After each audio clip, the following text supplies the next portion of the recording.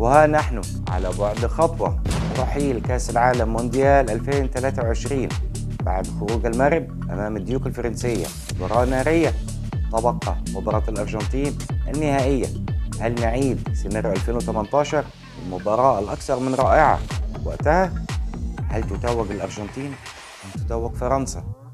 بالنسبة لوجهة نظري أتوقع منتخب فرنسا أقرب. حتى الأرجنتين وفرصة ميسي الأخيرة تحقيق كأس العالم مع الأرجنتين وكتابة نهاية تاريخ ميسي امتداد لمارادونا، لكن أتوقع المباراة دي بالذات هتكون أكتر لفرنسا.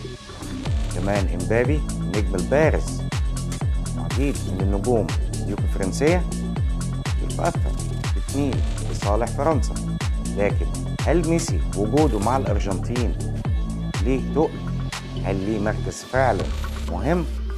من رأيي الأرجنتين من غير ميسي ضعيفة جدا، تتساوى مع أي منتخب عادي تماما. لكن هنشوف مباراة يوم الأحد النهائي وقبلها مباراة السبت الثالث والرابع ما بين منتخب المغرب ومنتخب كرواتيا. لو الحلقة دي عجبتكم انزل تحت شيك في القناة، كما كنت شيف نزيد في التحليل مع كوتش. سلام.